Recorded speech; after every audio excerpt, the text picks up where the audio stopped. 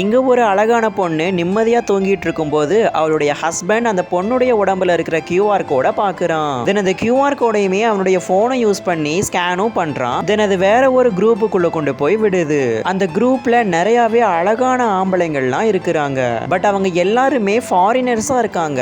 இந்த பொண்ணுமே அந்த ஃபாரினர்ஸ் எல்லாருக்கும் மெசேஜும் பண்ணிருக்கிறா அவங்களுடைய லாங்குவேஜ்ல. இந்த ஹஸ்பண்டும் ரொம்பவே குழம்பி போயிருக்கிறான். இவளுக்கு எப்படி அவங்களுடைய மொழியெல்லாம் தெரியும்னு. இந்த ஹஸ்பண்டும் அவளை எதிர்த்து என்ன கேள்வி கேட்டாலும் எந்த ஒரு ரெஸ்பான்ஸும் கொடுக்கவே மாட்டாங்க. தென் அடுத்த நாள் அவளுடைய ஒய்ஃபை ஃபாலோ பண்ணி இந்த ஹஸ்பண்டும் பின்னாடியே போயிட்டு இருக்கிறான். அப்பன்னு பார்த்து இவளுடைய ஒய்ஃப் கிட்ட ஒரு 2 பசங்க வந்து பேசுறாங்க. தென் இந்த ஒய்ஃபும் அந்த பசங்க கிட்ட நீங்க மட்டும் மனசு வச்சீங்கன்னா உங்களை நான் கம்ஃபர்டபுளா பாத்துக்கிறேன் அப்படின்னு சொல்லிடுவா. இதுக்கப்புறம் என்னாச்சுங்கிறத பாக்குறதுக்கு முன்னாடி நீங்க இந்த சேனலை சப்ஸ்கிரைப் பண்ணாம பாக்குறீங்கன்னா மறக்காம சப்ஸ்கிரைப் பண்ணிட்டு எங்க வீடியோக்கு ஒரு லைக்கும் கொடுத்துக்கோங்க. இந்த பையனுமே உண்மையை கண்டுபிடிக்கிறதுக்காக அந்த பொண்ணு பின்னாடியே போயிட்டு இருக்கிறா. ஆனா வசமா அந்த பொண்ணு கிட்டயே மாட்டிக்கிட்டான். பட் நல்ல வேளையா அந்த பையன் மாஸ்க் போட்டு இருக்கிறதுனால இந்த பொண்ணுக்கு அவன் யாருன்னு ரெகக்னைஸே பண்ண முடியல. இவனும் நம்ம கிட்ட வர்ற கஸ்டமர்ல ஒருத்தன் தான் அப்படின்னு நினைச்சுக்கிட்டு அந்த பொண்ணுமே பேசாம போயிடுறா. இப்படி ஒரு கேவலமான ஸ்டோரியை நீங்க இது வரைக்கும் பார்த்திருக்கவே மாட்டீங்க.